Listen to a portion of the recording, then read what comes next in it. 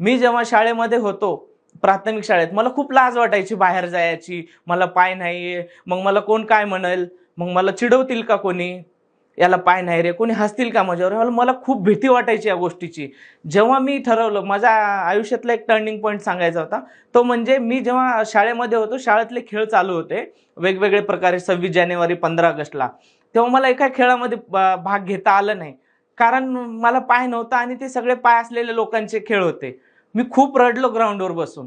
मग मला तेव्हा रिअलाइज झालं, की म्हणलं ह्या शाळेमध्ये मी नंतर येणार, आणि ते बी एकदम रिस्पेक्टफुल किंवा एकदम पर्सन, काहीतरी गेस्ट पर्सन म्हणून. आणि तेव्हा ठरवलं, तेव्हाच म्हणलं, स्वतः रडला.